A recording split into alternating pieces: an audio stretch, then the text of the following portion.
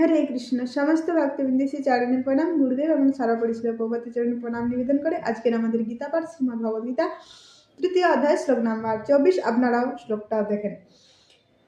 উচ্ছেদে সুরিমে লোকা না কর্জম কর্ম চেত অহম শঙ্করস্য চ কর্তাসম উপহরণম চ ইমা প্রজা। অনুবাদ: আমি যদি কর্ম না করি তাহলে এই সমস্ত লোকেরা উৎসন্ন হবে। আমি বর্ণশঙ্কর সৃষ্টির কারণ হব এবং তারপরে আমার দ্বারা সমস্ত প্রজা বিনষ্ট হবে। তো আমরা শুনে আসি কর্মযোগের কথা।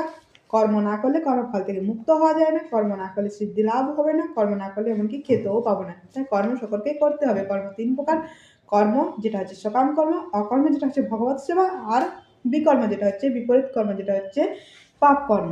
তো 3 রকম কর্ম। তো ভগবান বলছেন যে আমি কর্ম করে শিখাচ্ছি জগৎকে। আমি যদি কর্ম না করি তাহলে সমস্ত জগৎ কর্মহীন হয়ে পড়বে।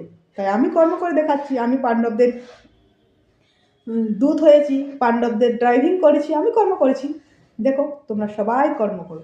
তাই এখানে এটাই বলছেন যে যারা সমাজে নেতা নেতৃত্ব আছেন, যারা উন্নতর লোক আছেন, তারা সাবধানতার সহিত কর্ম করো। কারণ আপনাদেরকে দেখে সাধারণ মানুষ ছোটরা সেটা শিখবে, সেটা অনুকরণ করবে তারা।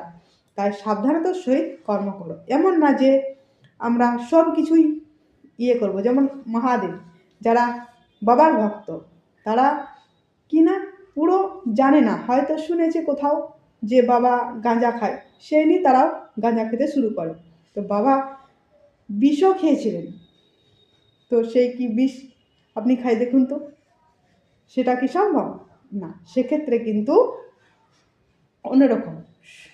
তো আমাদেরকে সেভাবে করতে হবে যেমন আমরা দেখে যেটা আমাদেরকে শিক্ষণীয় সেটা আমাদেরকে শিখতে হবে। কিছু অনুকরণ, কিছু বা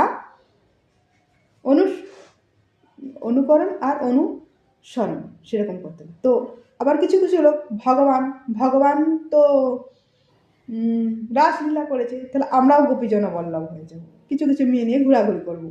তো এটাতে আমাদের ভগবান করেছেন। ভগবান তার পরের লাইনটাতে আছে, ভগবান গিরিবরধারীও গোপীজন বল্লভ গিরিবরধারীও তিনি। তো আপনি কি গিরি ধরতে পারবেন? আপনি ইটা বড়ধারী হতে পারবেন না। তো সেক্ষেত্রে দেখতে হবে, তাই না? তো সেরকমভাবে কর্ম করতে বলছে ভগবান, যে যাতে সাধারণ মানুষ সেগুলো শিখে এবং সেইভাবে সকলকে নিজ নিজ কর্ম করতে হবে। তো আজ এই পর্যন্ত। পরবর্তী আলোচনা পরের শ্লোকে। হরে কৃষ্ণ।